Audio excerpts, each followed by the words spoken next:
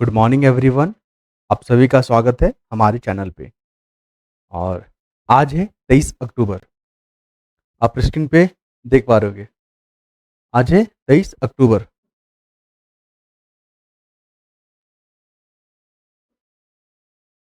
Okay. और ये जो पीडीएफ है ना, आपको बताते हैं क्या क्या टॉपिक रहेगा आज।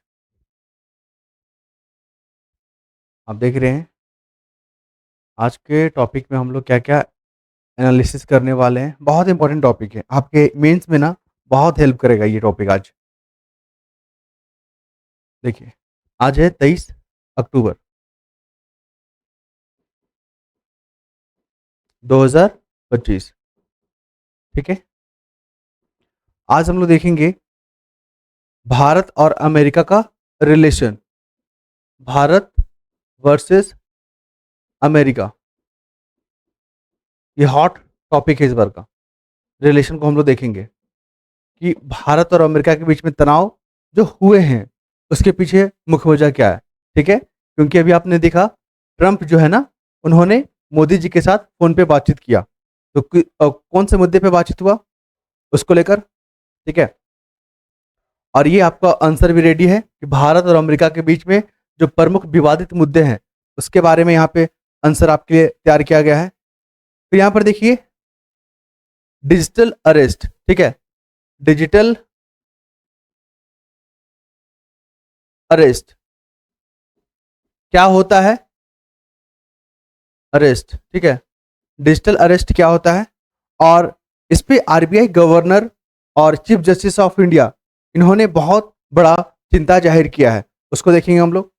ये देखिए, मेंस का जो है ना क्वेश्चन है कि डिजिटल अरेस्ट है क्या, और आरबीआई के जो गवर्नर है उनकी क्या प्रमुख चिंता है। इस प्रकार के मेंस में क्वेश्चन पूछे जाते हैं। ठीक है, फिर देख लीजिए यहाँ पे जो लद्दाख का मुद्दा है। लद्दाख जो है ना मांग कर रहा है कि उसको 6th शेड्यूल में डाला जाए। ठीक है, और राज्य का दर्जा दिया जाए। तो राज्य का दर्जा होने के लिए कुछ क्राइटेरिया या मापदंड होने चाहिए ना, उस पर बात करेंगे हम लोग। ठीक है, ये देखिए, तो क्या शर्तें होनी चाहिए, क्या क्राइटेरिया होना चाहिए, यहाँ पर आपके लिए क्वेश्चन आंसर के फॉर्मेट में तैयार कर दिया गया है। फिर बात करेंगे हम लोग यहाँ पे इंक्लूसिव इंक्लूसिव ग्रोथ क्या होता है। और हम लोग देखेंगे कि भारत का जो लक्ष्य है कि 2047 तक 2047 में भारत जो ना डेवलप कंट्री बने, या कह लीजिए इकोनॉमिक पावर बने। तो उसके लिए उसके सामने या भारत के सामने क्या क्या चैलेंजेस है उसको हम लोग देखेंगे। साथ ही बात करें कि एक तरफ जो है ना गरीब, ठीक है, एक तरफ जो है खदान को लेकर सरकार बड़े बड़े दावे कर रही है, लेकिन दूसरी तरफ आप देखोगे ना तो करोड़ों लोग आज भी उनको एक वक्त का खाना नहीं मिल पा रहा है भारत में। तो इस प्रकार के डाटे को हम लोग देखेंगे। फिर हम लोग बात करेंगे कि भारत के सामने प्रमुख चुनौती क्या क्या है अगर 2047 तक भारत को डेवलप कंट्री बनना है तो। ठीक है, सारा कुछ लिखा हुआ है बहुत ही आसान भाषा में। फिर बात करेंगे, अभी जो है ना बहुत न्यूज में चल रहा है कि भारत जो है ना सेमी कंडक्टर का हब बनना है भारत को। तो सेमीकंडक्टर का महत्व क्या है, और भारत इस दिशा में कैसे जो है ना ग्लोबल हब के रूप में उभर सकता है, और क्या क्या चुनौती है, सारे कुछ हम लोग देखेंगे। ये इंपॉर्टेंट आर्टिकल है क्योंकि आपने देखा होगा गवर्नमेंट भी इस पे काफी बातचीत कर रही है, इस दिशा में प्रयास कर रहे हैं। फिर देख लीजिए यहाँ पे भारत में जो फॉरेस्ट एरिया है, ठीक है, वो बढ़ रहा है। और बढ़ने के मामले में, मतलब ग्रोथ के मामले में जो है ना 3rd नंबर पे आता है भारत वर्ल्ड में, पहला डाटा। दूसरा क्या है कि टोटल फॉरेस्ट एरिया के बारे में अगर बात करें यहाँ पे, तो भारत 9th रैंक पे आता है। ये डाटा इंपॉर्टेंट है। और भारत सरकार ने जो वन के वृद्धि के लिए कौन कौन सा स्कीम रिस्पॉन्सिबल है, या भारत ने कौन सी नीतियां बनाई है, उस पर चर्चा करेंगे हम लोग। फिर यहाँ पर देख लीजिए, रशिया ने यूक्रेन पे जो हमला किया ड्रोन के माध्यम से और मिसाइल के माध्यम से, तो जिस क्षेत्र पे हमला किया ना वो उसको लेकर क्वेश्चन पूछ लिए जाते हैं। एक तरफ जो ना कंट्री के नाम लिख देगा, देश का नाम, और दूसरी तरफ क्या लिख देगा, उसकी जगह का नाम, लोकेशन का। ठीक है, जैसे लुहांस हो गया, मैरीपोल हो गया, खार्किव हो गया, ये सब जो ना यूक्रेन का जगह है, क्रीमिया हो गया, लेकिन यहाँ पे रसिया ने कब्जा किया हुआ है क्योंकि रशिया बोलता है कि ये हमारा क्षेत्र है। तो इस प्रकार के क्वेश्चन आपको जो है ना यूपीएससी बहुत टारगेट करता है। यूपीएससी जो है ना मैप को लेकर 10 से 15 क्वेश्चन जो है ना आपके हर एग्जाम में, प्रीलिम्स एग्जाम में पूछ लेते हैं, चाहे आपका एनडीए एग्जाम हो या आपका सीडीएस हो या सिविल सर्विसेज हो या ईपीएफ हो, अदर एग्जाम, ठीक है, सारे जितने भी कंडक्ट करवाती है और उसमें जीएस के जितने भी टॉपिक है, तो इस प्रकार के प्रश्न जो है ना पूछे जाते हैं यूपीएससी के द्वारा, उसको देखेंगे हम लोग। फिर यहाँ पर देखेंगे कि भारत और जापान के बीच में जो युद्ध अभ्यास हुआ, ठीक है, वार एक्सरसाइज हुआ, उसके क्या महत्व होते हैं, कोई भी देश युद्ध अभ्यास क्यों करता है, ये सब कुछ देखेंगे। और ये देखेंगे, अच्छा ये पीडीएफ क्या है, ये देखिए आप लोग को ये जो पीडीएफ दिख रहा है ना, ये ग्रुप में अभी लगभग जो है ना 149 लोग मेंबर हैं, ठीक है, और 24 रिक्वेस्ट आ चुका हमारे पास। ये जो 24 रिक्वेस्ट पेंडिंग में है ना, इनको जो है ना एक छोटी सी प्रक्रिया को गुजरना होगा, एक नॉमिनल फी को पे करना होगा, तब जाके इनको जो है ना एक्सेप्ट किया जाएगा इस ग्रुप में। इस ग्रुप में जो है ना आपका जनसत्ता का जो ओरिजिनल पेपर होता है और जो पीडीएफ आप जो देख रहे हैं स्क्रीन पे, ये वाला शेयर होता है, साथ ही वीडियो में शेयर होता है, ठीक है, तो वो उपलब्ध किया जाता है। ये रिक्वेस्ट को देखिएगा, अभी भी 24 लोग क्या है वेटिंग में। फिर यहाँ पर देख लीजिए, हम लोग देख रहे थे भारत और जापान के बारे में, तो जापान इंडिया मैरीटाइम एक्सरसाइज के बारे में बात करें तो किस जगह हो रहा है ना, उसको ध्यान में रखिएगा, क्योंकि यूपी पीसीएस जो है ना वो ये नहीं पूछेगा कि जीमेक्स जो है ना, जीमेक्स जो है एक्सरसाइज किन दो देशों के बीच में होता है, वो पूछता है कि किस जगह हुआ है। इस प्रकार से क्वेश्चन पूछता है यूपी पीसीएस, ध्यान रखिएगा। उसके बाद हम लोग देखेंगे, ये हर एग्जाम में पूछता है, हर एग्जाम में, कि भाखड़ा बांध जो परियोजना है किस नदी पे बनाया गया है, तो ये है सतलज नदी पे, ठीक है। इस तरह के फैक्ट को हम लोग देखेंगे और लास्ट में 3 मैप हम लोग देखेंगे यहाँ पे, क्योंकि अभी रसिया यूक्रेन जो वार हो रहा है, ये खार्किव जो चर्चा में आ गया, आप देखोगे लुहांस्क, ये देखोगे डोनेस्क, मैरीपोल, खेसरॉन, ये सब जो जगह है ना, ये विवादित क्षेत्र है और ये यूक्रेन का पार्ट है। ये सब देखेंगे हम लोग न्यूज में भी, सबको अच्छे से देखेंगे। फिर आप देखो यहाँ पे अफगानिस्तान किन किन देश के साथ सीमा साझा करता है, उसको देखेंगे हम लोग। और फिर हम लोग देखेंगे इजराइल को लेकर, ठीक है, गाजा पट्टी को लेकर, इजिप्ट को लेकर, क्योंकि न्यूज में बहुत चल रहा है। तो आइए एक ही करके हम लोग देखते हैं, बहुत ही आसान तरीके से हम लोग क्या करेंगे, इसको देखेंगे। एक ओवरव्यू दे दिए कि ये सब टॉपिक को आप लोग को देख के जाना है। अगर इतना आप लोग कवर कर लेते हैं ना, तो आपका मेंस बहुत अच्छे से कवर हो जाएगा, आपके प्रीलिम्स का जो कॉन्सेप्ट है वो अच्छे से बिल्ड हो जाएंगे और आपके एग्जाम जो है ना आसानी से क्वालिफाई कर लेंगे आप लोग। ये देखिए, तो सबसे पहला जो है ना, ट्रंप ने मोदी से की बातचीत, अभी लगभग 3 बार फोन पे बातचीत हो गया है। तो कौन कौन से विवादित मुद्दा है, आप न्यूज़पेपर पढ़ोगे तो जिनको ये दिखाई नहीं देता है, ये छोटे छोटे वर्ड अगर समझ में नहीं आ रहा है क्या लिखा हुआ है, तो उनको जो ना वो पेड ग्रुप ज्वाइन कर लीजिएगा, वहां पे सब कुछ आपको अच्छे से मिल जाएगा, ठीक है। क्योंकि हमने पूरा बेस्ट जो है ना यहाँ पे किया है ताकि आप लोग को दिक्कत ना हो। तो यहाँ पर आप देख लीजिए कि जो अभी बातचीत हुआ है, व्यापार के मुद्दे को लेकर बात हुआ है, किस मुद्दे को लेकर, व्यापार मुद्दे को लेकर, ठीक है। दूसरा क्या है, आप देखो आतंकवाद के लोग, आतंकवाद को लेकर, क्यों, क्योंकि ये पाकिस्तान को जो ना फंडिंग कर देता है। अभी आपने देखा था आईएमएफ के माध्यम से $1 बिलियन जो है ना उसको फंड दिलवा दिया था, ठीक। आप देखोगे कि पाकिस्तान का ये पक्ष लेता है अमेरिका, तो इस कारण से भी आतंकवाद के मुद्दे पर आप देखो ऑपरेशन सिंदूर का जो है ना क्रेडिट ट्रंप साहब लेना चाहते हैं। ये सब जो विवादित मुद्दे हैं, आइए हम लोग क्वेश्चन पे बात करते हैं कि भारत और अमेरिका के बीच में ना कौन से प्रमुख विवादित मुद्दे हैं। तो आपको क्या लिखना है, आतंकवाद के बारे में चर्चा कर देना है, क्योंकि दोनों देशों का जो आतंकवाद की रणनीति पर जो विचार है ना वो डिफरेंट है। आप देखो कच्चा तेल खरीदने को लेकर, भारत रशिया से कच्चा तेल खरीद रहा है, तो इसको लेकर भारत पे जो ना अलग से टैरिफ लगा दिया 25% का, लेकिन यूरोपीय यूनियन कंट्री भी खरीद रहे हैं कुछ, कोई देश, ठीक है, उस पर तो टैरिफ नहीं लगा रहा है, तो ये एक बहुत बड़ा विवादित है। चाइना भी खरीद रहा है रशिया से तेल, उस पर तो नहीं लगाया है, भारत को ही क्यों टारगेट किया, तो यहाँ पर इसको लेकर भी विवादित है। फिर H1B वीजा, आप देख रहे हो ना, सबसे ज्यादा भारत से लोग जाते हैं अमेरिका में काम करने, तो उनके लिए H1B वीजा जो नया एप्लीकेंट हो गए उनको $1 लाख देना होगा, लगभग इंडियन रुपीज में 88 लाख रुपया, आप समझ रहे ना। तो ये भी बहुत बड़ा एक मसला बनते जा रहा है। फिर ये जो ट्रेड शुल्क है, ये सब चीज को ध्यान में रखिएगा। अब देखेंगे हम लोग डिजिटल अरेस्ट को लेकर। इसका मतलब क्या होता है ना, आपको वीडियो के माध्यम से, ठीक है, आपको क्या किया जाएगा, वीडियो पे धमकाया जाएगा, भड़काया जाएगा, डराया जाएगा, ताकि आपसे जो ना ऑनलाइन पैसा ठगी किया जा सके। इसी को डिजिटल अरेस्ट करते हैं। जो व्यक्ति फोन करता है ना, ये आपको बोलेगा कि आप ऑनलाइन बने रहिए और हम एक सरकारी अधिकारी बोल रहे हैं, और आपका जो सिम है या आपकी जो पार्सल है उसमें अवैध गतिविधियां या ह्यूमन ट्रैफिकिंग या मादक पदार्थ जैसे कुछ प्रतिबंधित सामान आपके प्रोडक्ट में या पार्सल में मिले हैं, तो लोग डर जाते हैं। और इसमें क्या होता है, जो फ्रॉड करने वाले लोग हैं वो क्या करते हैं, फिरौती मांगते हैं। उसी में 81 लाख रुपया ना एक शिक्षित वर्ग का चला गया। ठीक है, सबसे ज्यादा टारगेट पता किसको किया जा रहा है, टारगेट जो एजुकेटेड लोग हैं।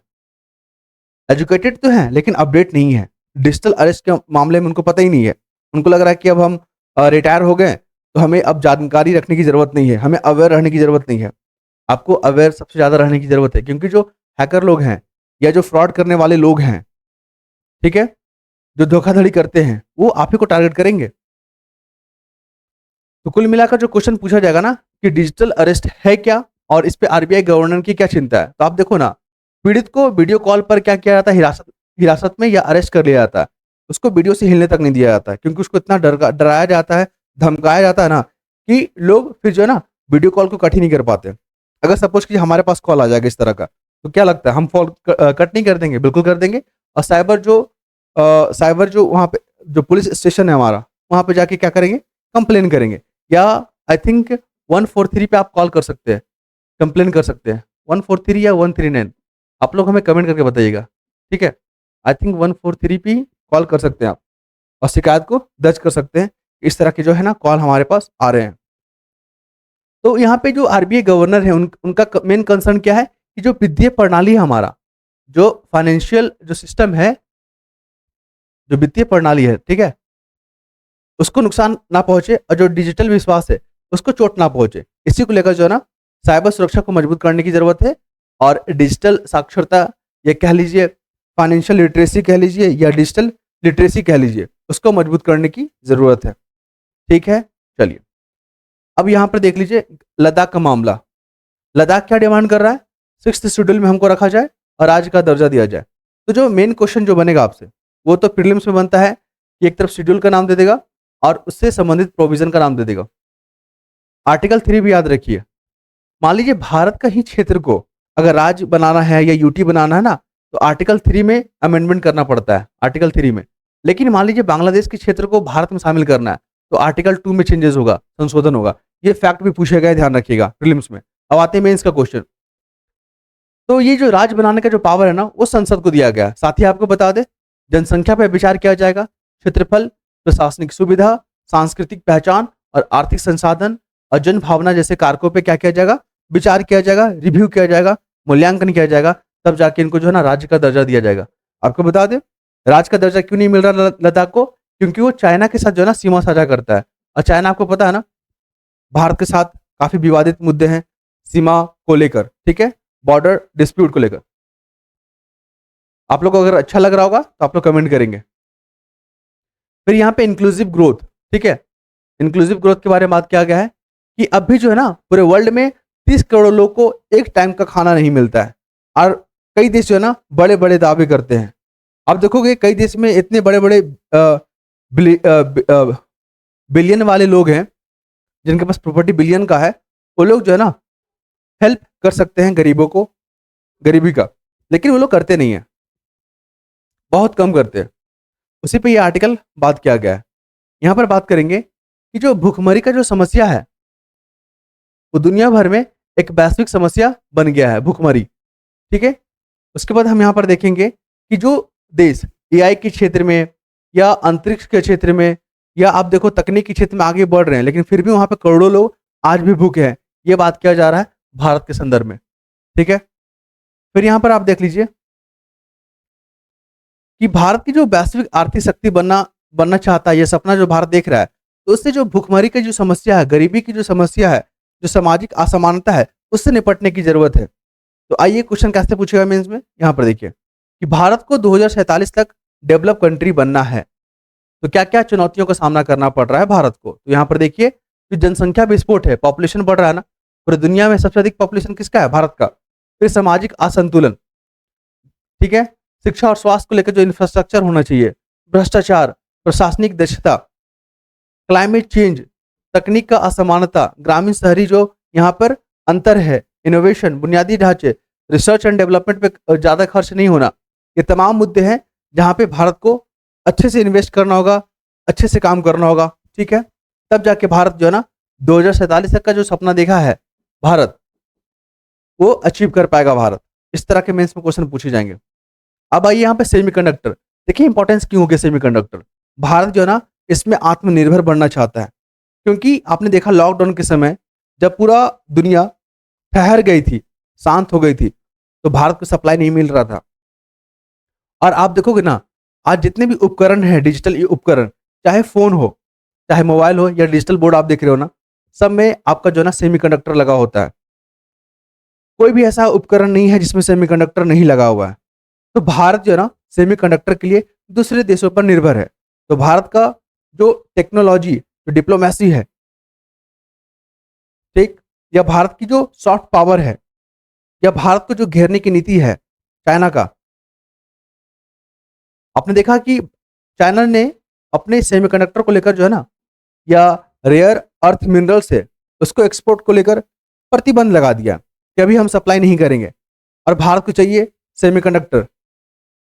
तो कैसे पूरा होगा? इसलिए भारत जो है ना अपने यहाँ खुद इन्वेस्टमेंट कर रहा है और खुद डेवलप करने का विचार कर रहा है। आप देखोगे ना विक्रम 32 आपसे पूछेगा कि विक्रम 32 क्या है। ये एक स्वदेशी क्या है, चिप है, या कह लीजिए सेमीकंडक्टर है। तो इसका इंपॉर्टेंस देखिए कि सेमीकंडक्टर इंपॉर्टेंस क्यों है, क्योंकि ये एक डिजिटल, सभी डिजिटल उपकरण में इसका यूज होता है, चाहे आपका फोन हो, चाहे कंप्यूटर, चाहे इलेक्ट्रिक वाहन हो, कुछ भी हो, या अंतरिक्ष वाले प्रोडक्ट हो, सब में सेमीकंडक्टर का यूज होता है। इसके बिना कोई भी चीज काम ही नहीं करेगा। साथ ही ये रोजगार देगा आपको, अगर भारत इस पे हब बनता है, दूसरे देशों को सप्लाई कर सकता है, जिससे भारत का सॉफ्ट पावर पे इंक्रीज होगा, भारत की छवि इंक्रीज होगा, भारत का जो लक्ष्य है 2047 तक डेवलप बनने का, वो उसको अचीव कर सकता है भारत। ये सब फायदे हैं, ये सब संभावना है। अब आइए फॉरेस्ट रिजर्व पे बात करेंगे। भारत का जो एक अभियान है, एक पेड़ मां का नाम, है ना, इससे राज्यों में जो पेड़ों की जो लेकर जो जागरूकता है वो बढ़ा है। सरकार की जो नीतियां हैं, जो योजनाएं हैं, उसका सही ढंग से इंप्लीमेंट हुआ है। इसी का परिणाम है कि भारत फॉरेस्ट एरिया में 9th नंबर पे आता है और ग्रोथ के मामले में 3rd नंबर पे आता है। अब यूपी पीसीएस जो ना, या आप देखो यूनियन पब्लिक सर्विस कमीशन, चाहे कोई भी एग्जाम कंडक्ट करवाता हो, वो लोग इसी 2 फैक्ट को लेकर जो है ना क्वेश्चन बना लेंगे, और लोग अगर चीजों से अवेयर नहीं रहेंगे तो क्वेश्चन फिर सॉल्व नहीं हो पाएगा, लोग तुक्का करने लगेंगे, फिर लोग गेस करके मारने लगेंगे। उसमें क्या होता है, गलत होने की संभावना ज्यादा हो जाता है। तो यहाँ पे जो भारत ने अचीवमेंट किया, तो भारत सरकार की जो वन संरक्षण को लेकर या संवर्धन को लेकर जो योजनाएं हैं और नीतियों हैं, और राज्य सरकार की जो व्यापक स्तर पर वृक्षारोपण जो प्रयास है, इसी का परिणाम जो है ना इस तरह का देखने को मिला। ध्यान रखिएगा। आपसे क्वेश्चन क्या पूछेगा, अभी हाल ही में जो भारत ने फॉरेस्ट कवर में जो सफलता हासिल किया है, उसके पीछे क्या वजह है। तो आपको बस यही अच्छी अच्छी बातें लिखना होगा जो यहाँ पे आर्टिकल में लिखा हुआ है, ठीक है। अब यहाँ पर देख लीजिए, रशिया ने यूक्रेन पे हमला किया ड्रोन से, मिसाइल से, तो जान गंवाया, तो उसको वो तो पता ही सबको। इंफ्रास्ट्रक्चर जो नुकसान हुआ वो भी सभी पता है। लेकिन एग्जामिनर क्वेश्चन यहाँ से नहीं पूछेगा, क्वेश्चन पूछता है वो क्षेत्र को लेकर। ये खार्किव आप देख रहे हैं, ये पूछ देगा, ठीक है। यहाँ पर लिख देगा यूक्रेन, उसका जगह का नाम, यहाँ पर लिख देगा रसिया, उसके जगह का नाम, बोलेगा बताइए इसमें से कौन मैच है, कौन सा मैच नहीं है। तो ध्यान रखिएगा, जो भी जगह या रीजन चर्चा में आ गया वो इंपॉर्टेंट हो जाता है। अब बात करेंगे हम लोग यहाँ पे भारत और जापान के बीच में जो युद्ध अभ्यास हुआ, ठीक है, भारत और जापान के बीच में जो युद्ध अभ्यास हुआ उसके क्या मायने हैं। उससे दोनों देशों में जो संबंध होता है दोनों देशों का वो मजबूत होता है। मान लीजिए इमरजेंसी के समय भारत और जापान को मिलकर काम करना होगा, या ऐसे सिचुएशन से लड़ना होगा जहाँ पे दोनों की मिलिट्री काम साथ में काम करेगी, तो उस सिचुएशन से उस सिचुएशन के लिए भारत और जापान जो है ना युद्ध अभ्यास करता है और साथ में ऐसे प्रैक्टिसेस करता है। आइए हम लोग देखते हैं कि भारत और जापान के बीच में जो हुआ है युद्ध मतलब एक्सरसाइज, उसके बारे में डाटा कलेक्ट करते हैं। जैसे जापान के योकोसुका में ये जो है ना अभ्यास या एक्सरसाइज हुआ है। ये जगह याद रखिएगा क्योंकि अब जो है ना युद्ध अभ्यास नहीं पूछ रहा है कि जिमेक्स जो है किस देश के बीच में कराया जाता है। और इस तरह के फैक्ट अगर पूछना भी होगा ना तो बिहार पब्लिक सर्विस कमीशन पूछता है। यूपीपीसीएस क्या पूछता है कि किस जगह हुआ। अब जाके 2024 वाला क्वेश्चन जाके देखिएगा, 2025 का देखिएगा, यही पूछ लिया है। फिर आप यहाँ पर देखिए भाखड़ा बांध परियोजना, बहुत सारी परियोजना है भारत में। क्या सभी को याद रखना पॉसिबल है? हाँ, कई लोग होंगे जो याद कर लेते होंगे, लेकिन कुछ लोग जो है ना, अधिकतर लोग जिनको सब कुछ याद नहीं हो पाता क्योंकि उनको बहुत कुछ याद करना होता है। ऐसे में जो चर्चा में आ गया, अब देखो भाखड़ा जो बांध है वो किस नदी पर है? तो सतलज नदी, ठीक है। और किस जगह में, कौन से राज्य में है? तो मुझे लगता है पंजाब में ये देखिए पंजाब कहीं पे लिखा हुआ था। भाखड़ा नंद जो है कहाँ पे है? पंजाब नहीं दिख रहा है, क्या बात है, अभी तो देखा था हमने। ओके, खैर यहाँ पर पंजाब लिखा हुआ होगा, ये देखिए। तो अभी चर्चा में क्यों आ गया? क्योंकि CISF, सेंट्रल इंडस्ट्रियल सिक्योरिटी जो फोर्स है CISF, इनका काम पता है क्या होता है? जितने भी भारत के जो प्रतिष्ठित जो संस्थान है, चाहे न्यूक्लियर एनर्जी का जो प्लांट हो या आप देखोगे एयरपोर्ट हो, जो संवेदनशील क्षेत्र हैं, उनकी सुरक्षा का जिम्मेवारी इन्हीं को होता है, याद रखिएगा। CISF, ठीक है, सेंट्रल इंडस्ट्रियल सिक्योरिटी फोर्स। इस कारण से न्यूज में आ गया। मैप में याद रखिएगा खार्किव अभी चर्चा में आ गया ना, जिसपे अभी रशिया ने हमला किया है। खेरसोन याद रखिएगा, ये डोनेस्क याद रखिएगा, लुसांक, मैरीपोल याद रखिएगा। ये सब क्षेत्र जो है ना आपका यूपीएससी का 2023 का क्वेश्चन जाके देखिएगा, आप लोग 2022 का जाके देखिएगा, रिपीट बहुत किया है। फिर उसके बाद जितने भी स्टेट पीसीएस हुए हैं इस तरह के फैक्ट पूछ लेता है। Uttarakhand PCS, Chhattisgarh PCS, Rajasthan PCS, इस तरह के फैक्ट पूछ रहे हैं। अभी आपने देखा झारखंड पीसीएस का क्वेश्चन जाके देखिएगा, जेपीएससी। उसके बाद यूपीएससी का क्वेश्चन देखिएगा, ये क्वेश्चन पूछ लिया है कि बताइए अफगानिस्तान किन किन देश के साथ सीमा साझा करता है। आपको बता दें भारत और अफगानिस्तान के बीच में डुरंट लाइन जो है ना है, ठीक है, डुरंट लाइन। भारत और चाइना के बीच में मैकमोहन लाइन, पाकिस्तान के बीच में रेड क्लिफ लाइन। ये सारा डेटा याद रखिएगा, बहुत बार रिपीट किया है। गाजा में जो हमला हुआ इजराइल के द्वारा, तो इसका जो शांति जो सम्मेलन हुआ वो इजिप्ट में हुआ, इस कारण से चर्चा में आ गया। ये जो मेडिटेरियन सी आप देख रहे हैं वो सीरिया के साथ सीमा साझा नहीं करता है। इस तरह के क्वेश्चन वो बहुत बार पूछ रहे हैं, ठीक। ये पीडीएफ आपने देखा, आई होप आप लोग को पसंद आया होगा। और वीडियो को ज़्यादा लंबा नहीं करेंगे क्योंकि आप लोग को भी बहुत कुछ पढ़ना होता होगा। सिर्फ करंट अफेयर से काम तो चल जाता है, लेकिन और भी सब्जेक्ट आपको देखने होंगे, ठीक है। ये पीडीएफ के बारे में आपको बता दिया ना, कैसे मिलेगा, क्या करना है, किस तरह का प्रोसेस है। ज्वाइन हो जाइए क्योंकि फ़ायदा आप ही को होगा। आप लोग को नॉमिनल फ़ी के बारे में ज़्यादा सोचना नहीं है, अभी बहुत कम रखा गया, बहुत कम रखा गया नॉमिनल, ठीक है। लेकिन जैसे जैसे लोग बढ़ेंगे उसके बाद जो है ना इसमें और भी कुछ डिस्काउंट लेके आ जाएगा, ठीक है। तो नेक्स्ट वीडियो मिलते हैं हम लोग, धन्यवाद। और हाँ, इसी ऊर्जा के साथ हम लोग तैयारी करेंगे। और पहला एक चीज़ और है आपसे कि आप लोग ना कॉपी और पेन का इस्तेमाल जरूर कीजिएगा। जो भी मेन जो पॉइंट है ना, जो शब्द हैं उसको नोट कर लीजिएगा ताकि आपको रिवीजन में बहुत हेल्प करे। और ज़रूरत नहीं है कि आप पीडीएफ खरीदें, वो उनके लिए है जिनको ये पीडीएफ बहुत ज़रूरी है। आप लोग वीडियो देख के भी नोट बना सकते हैं, ठीक है। चलिए।